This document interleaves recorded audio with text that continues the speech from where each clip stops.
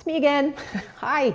So today I am going to share with you my very infamous sardine recipe. Okay, it's really not infamous, but it is one of my favorite dishes, and mainly because it surprised me and how good it was. I was on a trip to Portugal, and when I was in Portugal, I thought, when in Rome, you've got to eat the sardines. They're very famous. You know, obviously they can the sardines there. They're very famous for sardines, and I thought, okay, finally, I got to make peace with this. I got to try these things.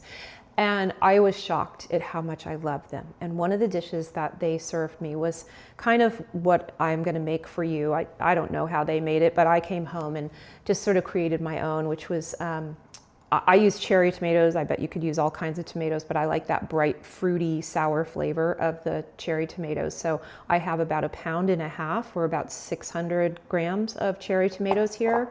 I have a plethora of garlic. I really, really like garlic in this dish, but if you're not so into it, you can just use a couple of cloves, but I've got about 8 cloves of garlic there. And then I have 2 cans of sardines. And again, you're gonna have to, play around with this, decide how much tomatoes you want and how much garlic, but it's a good starting point. And then we're gonna finish it. The thing that really just makes this whole dish sing and come together, don't skip this step, is a balsamic, either a glaze, or I was fortunate enough to have to buy some balsamic, what do you call it, like aged balsamic. So as balsamic gets older and older, it gets like thicker. I mean, you can see we're gonna have to I have to warm this up to even get it to come out of here. But I think this is like 25-year-old balsamic. It was a lovely trip, the same trip. I went to Portugal, and then later I was spent about a month in Italy, and I went over to Modena and was able to tour some of the balsamic vintners places and got to see, where they age the balsamic. They've got these small little barrels. I'll see if I have some pictures from the trip and I'll put them in here, but they got these small little barrels, and they're slowly, the mother from one, there was some whole system they did. All I got though was that this man, he was just, lived and breathed balsamic. His, father and grandfather were vintners, and he was carrying on the tradition. It was just so lovely to see people do that. I realize that not many of you are going to have aged balsamic in your cupboards, and you might not have access to that. So I'm going to teach you a secret. But first, I want all my Italian friends to kind of go have an espresso, go away for a little bit, forward, close your ears. We're going to forward past it. Just go, please, because you're not going to like what I'm about to say. But we're going to age our own balsamic. So we're going to take balsamic, and we're going to take just a little bit of brown sugar, and we're going to make our own, what we would call a balsamic glaze. And I think, to the average Italian, this might freak them out. It's like, why would you mess with something absolutely beautiful like this? Well, obviously in America, I know that we just don't have access to aged balsamic.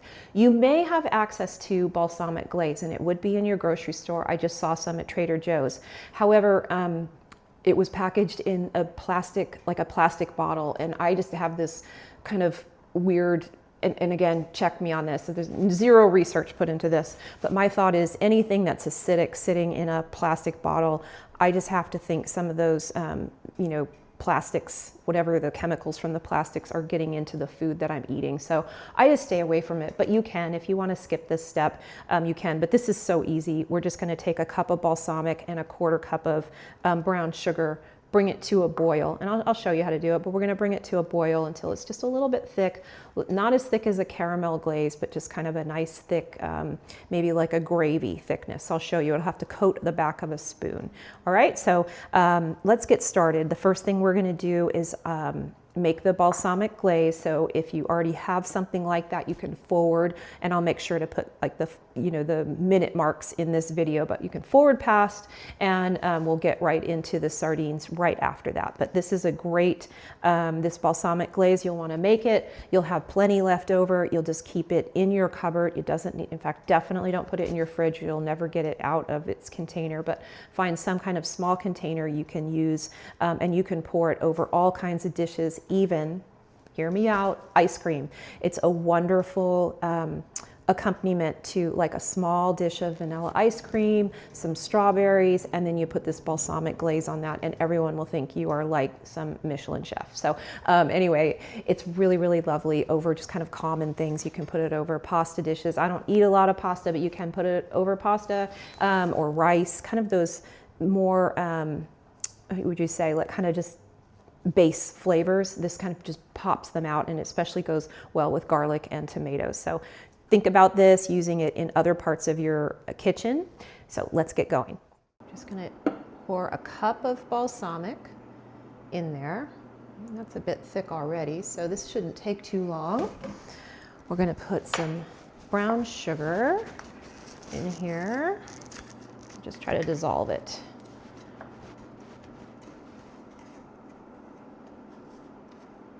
So I'm just gonna, kind of dissolve it, break up the sugar bits, and then we'll stir it up.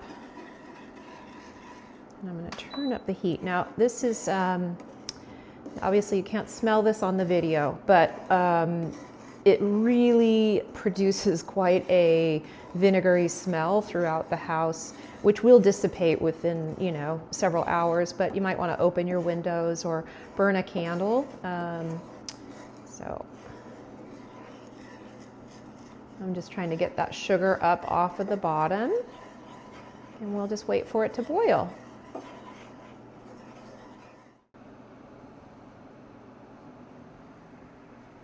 You can see this is coming to a boil now. We just want to dissolve all that sugar, and then we're going to try to thicken it so it's going to burn off or evaporate off some of the liquids in the balsamic, and we're going to just want it to coat the back of a spoon. So I'm going to bring it down just a little bit. That is a very strong, do not take a whiff too close to it, because it is a very strong vinegar smell. So definitely, I've got my windows open. It's not unpleasant, but it's definitely a little much. So I can kind of see here as I'm dipping my spoon in. There, I've got like a metal spoon. And you can see it's not really that thick. So as we go, this will get a little thicker. We're looking for something more like how gravy coats the back of a spoon. All right, you can kind of see, look how those bubbles, they're getting thicker and thicker. So I think this is ready. I'm gonna put my spoon in there and just see. Ooh, it's got a breath of that. Be careful, don't breathe this. It's like coating the back of the spoon. It could probably be a little thicker, but I don't want it to get so thick I've made a caramel. So I'm going to turn it off, because it is going to thicken as it cools as well. So I'm just going to kind of stir it here, and we'll put it in a container. Glass, obviously no plastics, especially when things are hot. You definitely don't want to put it in that. So I'm just going to put it in a little glass container that I can easily serve out of. So some kind of spoon that I can get in there. Okay, let's see. All right, I think that's it. Again, let's look at this. Probably could go a little longer, but I am going to stick with that. I just don't want to make a caramel. So that is what, stop right here. So that probably took me about maybe 5 minutes of boiling, but it's going to depend on how much moisture is in the air where you live. I live in the desert, so maybe it doesn't goes a little quicker. Okay, so now that we've made our balsamic glaze, let me just quickly show you how that's coming. It's cooling off. I put it in this nice glass dish. It's a little thick. Maybe I could have made it a little thicker, but you can see it's certainly thicker than regular balsamic. But now we're going to get started on making the sardines. So like I said, I like a lot of garlic, so I'm going to teach you a trick on garlic. I used to work in this lovely kitchen store as a kitchen assistant, which basically meant that although I got to hear these lovely chefs teach cooking classes, I did wash dishes for 5 hours, but it was really, really fun to listen to these chefs. And I found this tool. So this is such a cool tool for peeling your garlic. And then I found this really cool tool for chopping your garlic. You do not need these by any means, but sometimes getting in and out of the kitchen means like having the right tool. So I'll put links to these here in the YouTube video below, and then I'll put them on my website as well. I'm sure it's, you know, I can't imagine it's very expensive. I think this might have been less than $20. So it's a really cool tool for chopping garlic, and it's you say like, it's got this like cool thing on one side and a slicer on the other. You know, certainly not making my money off selling garlic choppers. I just do think it's a really cool tool, and I tell everybody about it. And then the garlic goes in this little drawer, and you chop it up. So I'll show you how I use it in just a second. So first we're gonna peel garlic. I found this and I was like super excited about it. You just put it in here, roll it. I don't know if you guys have ever tried to peel garlic before, but they come out pretty much peeled. One time in college, I was just doing garlic the traditional way, which I'll show you how to do that. And for some reason, some of it got lodged up in my, underneath my thumbnail. And for whatever reason, it had probably punctured the skin, and apparently garlic can grow a lot of bacteria. So I ended up creating, like, I had a staph infection, and it was really painful. I remember waking up with my thumb just throbbing, and I had to go to the doctor, and it was just kind of like, what? Little piece of garlic can do that? So I was really shocked. So I was happy to find this, but this is how you do the other, you know, just take your garlic and kind of take your knife, smush it a little, and then you can get around the garlic. Sometimes you can do it a little, maybe smush it a little harder, but it takes a little bit of time doing it this way. And I like a lot of garlic, so I love using this peeler. But you can see, you can do it. You certainly don't have to buy the tool, but it does make life a little easier. So that, I'm gonna put the rest of these things in here, especially when you have like little pieces, and just kind of roll it. You can see all that stuff coming out.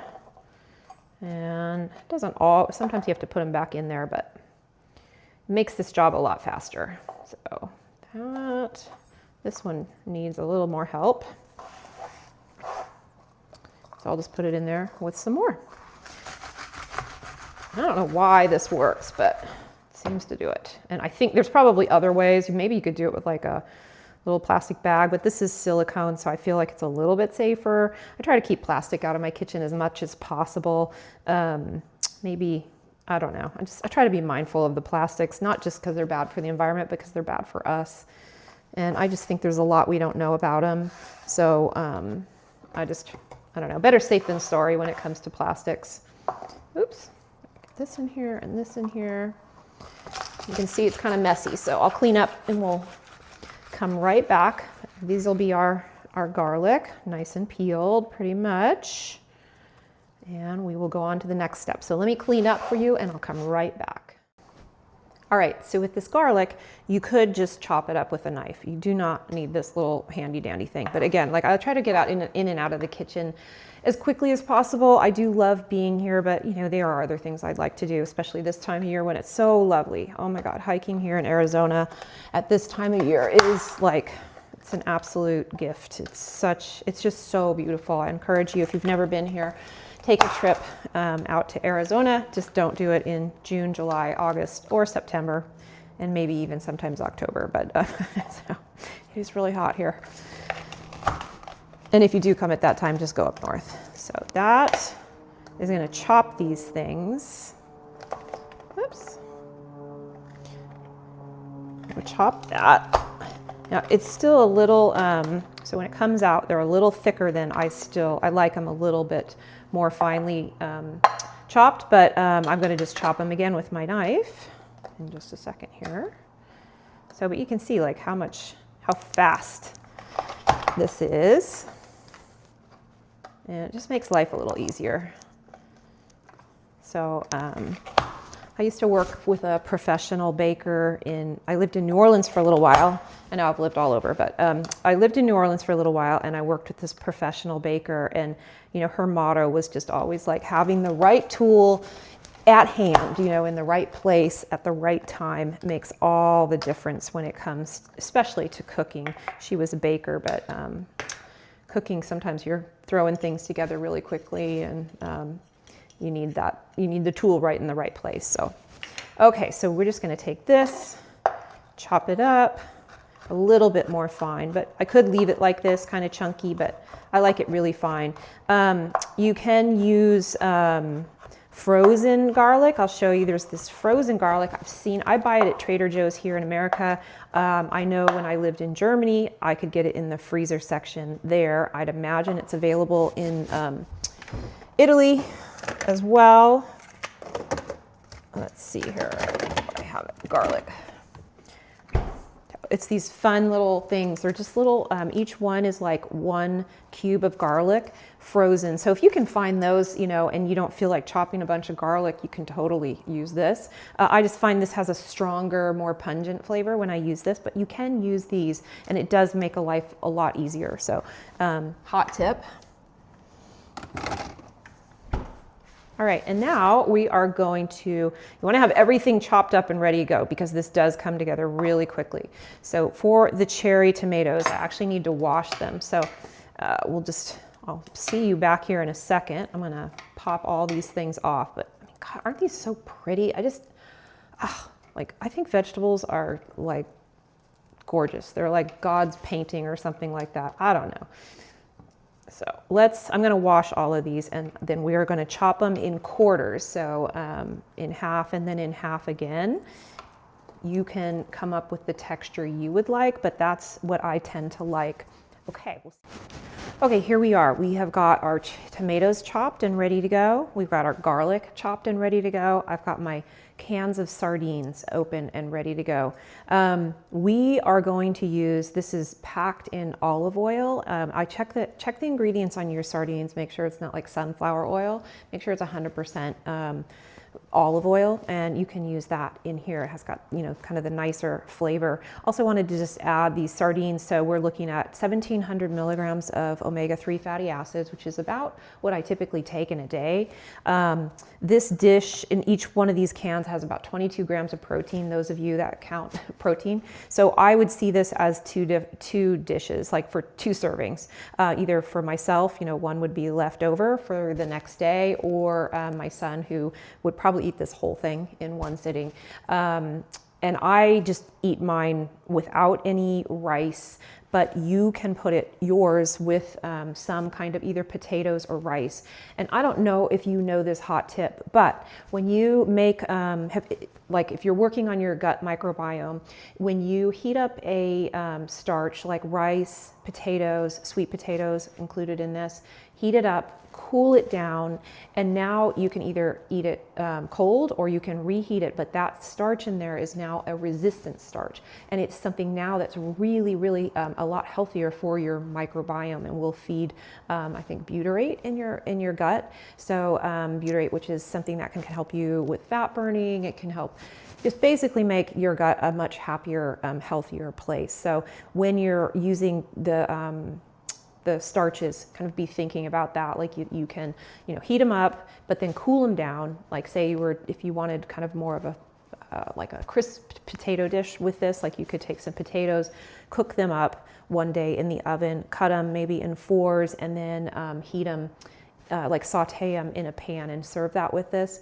We're gonna do this with rice today, which I have already made. I put it in the fridge, cooled it off. I'm gonna heat a little bit up in the microwave and put the sardine dish over that in just a second. But for now, join me over here where we are gonna saute this thing up. First, actually, let me just show you. So just carefully pour the olive oil out of here. And again, just check the can, make sure it's not sunflower oil. Not that that's horrible for you, but you know, obviously olive oil is much, much better. And this is not, you know, the heat on this dish is not so high. We don't want it real high because that'll burn the garlic and then it won't taste so good. So we'll do this on like a medium heat.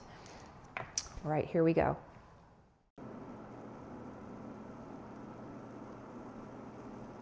Okay, this is looking ready. Okay, so we are going to now put in our garlic. The oil is kind of hot. Almost there. Then we're just going to kind of, what we want is the garlic to be just a little brown, we definitely don't want to burn it.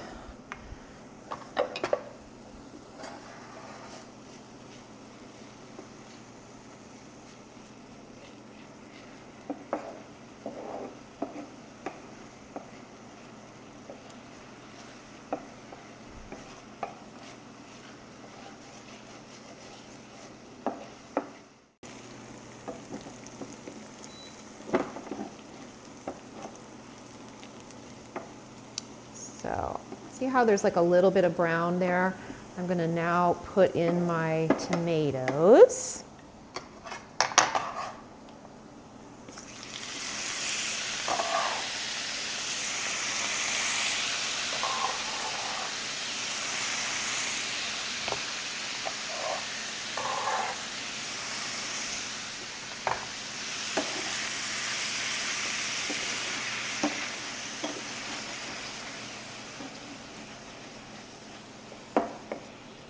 And now we are just going to cook these tomatoes down. So I'll skip ahead in the video here so you don't have to watch paint dry, but we are going to just boil these down. I'm going to turn it up a little, heat these up,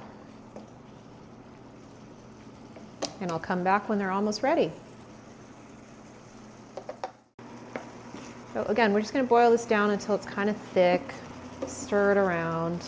And again, this is, you know, not rocket science. Kind of do it to your taste. I like my tomatoes cooked down, but maybe you like yours a little more fresh. I mean, you could stop right here and add the sardines, heat those up, and it would be a perfectly good dish. It just really depends on your own flavor. So kind of going back to what I originally said, which was, you know, not being about the recipes as much as just thinking about things, you know, classic flavor combination here is tomatoes and garlic, and then adding the sardines with the balsamic over the top. This whole thing is just amazing, but you need to make it to the way you like it. So I'm gonna cook these tomatoes down just probably another, I don't know, 2 or 3 minutes, and then I'm gonna put the sardines in and heat them up just enough, because obviously they're cooked. And then we're going to put this over some reheated rice. That just a little bit longer, but isn't that beautiful? I wish you could just, I wish there was like whiffstagram, you know, so where you could smell things. It would be, oh, so wonderful. I have heard Google working on that there is some way that they're trying to, what do you say, digitize scent, but I don't know. I can't imagine, like some of the scents that are in the Middle East, I cannot even imagine how you'd ever digitize those, but I'm sure they'll prove me wrong. Okay, so there's that. I'm going to put my sardines in now.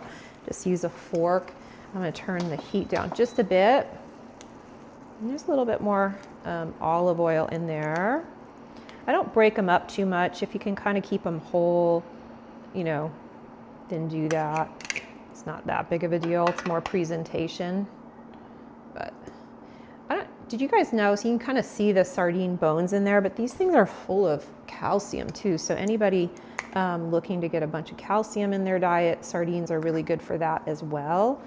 And again, I'm sure you're at home going, what? I am never going to make sardines, but I really hope if you try any sardine dish, you try this. My cat is actually wandering around here because he can smell the sardines. Poor fella. But so you just want to nestle these things in here. Until, you know, kind of cover them. And you're just going to put them in here long enough on low like this until they've heated up. So maybe 5 minutes. I'm going to reheat the rice and we will serve this up. Let me show you how we. Okay, so let's put this all together. I've got this, again, lovely Portuguese, and actually no, this is Italian. I got this in Italy. Sorry. So many travels, so many cool things. Thank goodness. I am very blessed to have traveled the world, and if you haven't yet and you're craving, go out there and do it. It's just, there's nothing like travel. It just teaches you so much, but let's not get off topic here. So rice, this is the rice that I just reheated in the microwave in this lovely dish. Just a little bit of rice on the bottom. Again, you could put, I suppose you could put greens down there, but I don't think the texture would be very good. I think this would be excellent with potatoes. I just don't have any. Probably not sweet potatoes, just kind of your traditional potatoes. So, and you're just gonna spoon, you know, a bunch of this with some tomatoes. Again, this will be split between my son and I, so I'll take half. Well, I'll end up with like a third.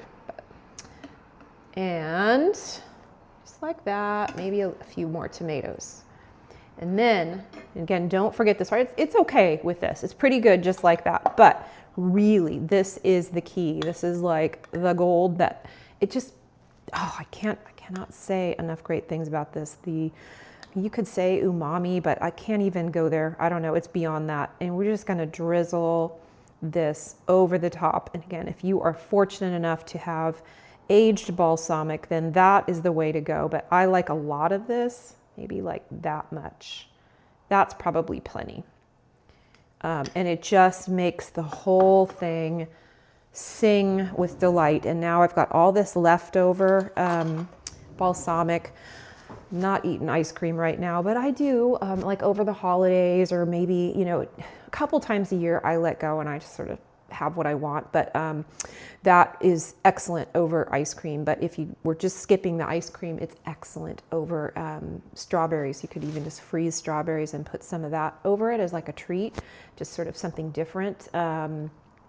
I'm trying to think of all the other, you could put it over any sort of fruit, but it really goes well with strawberries. So let's give this a try and see how I did. I'm going to try some of the tomato and get a little bit of the sardine.